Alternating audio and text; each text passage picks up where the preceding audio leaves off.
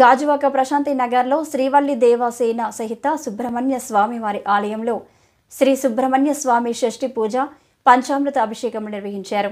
అనంతరం స్వామివారికి కళ్యాణం చేశారు. ఈ కళ్యాణంలో భక్తులు పెద్ద ఎత్తున పాల్గొన్నారు. ఆలయ అర్చకులు చక్రధర్ శర్మ మాట్లాడుతూ స్వామివారికి ప్రతి సంవత్సరం కళ్యాణం నిర్వహిస్తామని తెలిపారు. ఈ కళ్యాణంలో భక్తులు స్వయంగా పాల్గొని కుంకుమ పూజలు చేశారని అన్నారు.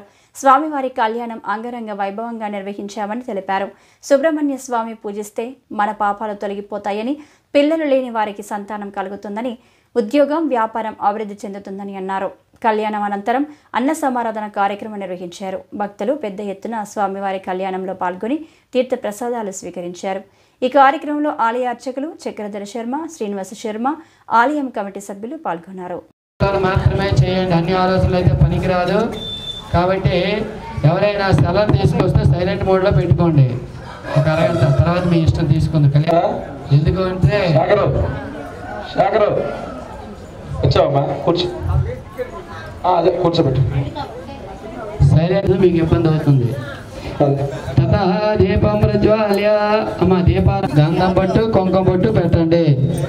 ఓం దీపదేవ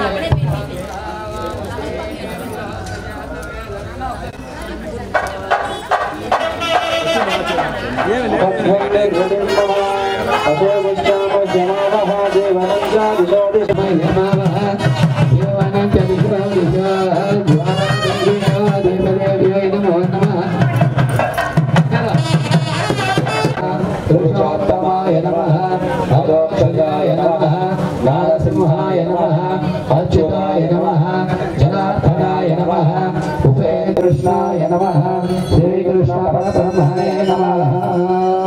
ఓం దేవతాభ్యో నమః, మాతా పితృదేవతాభ్యో నమః.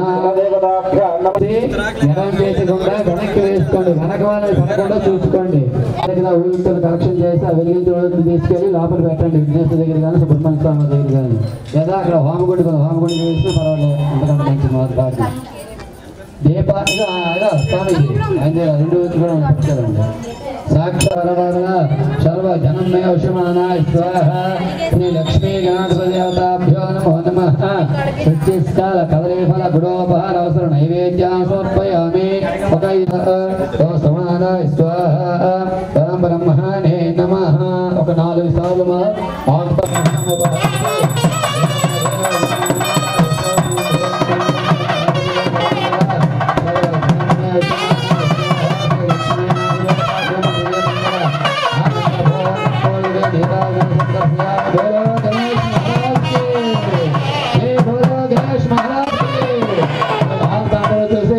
నమస్కారం చేసుకోండి. తతః మంత్ర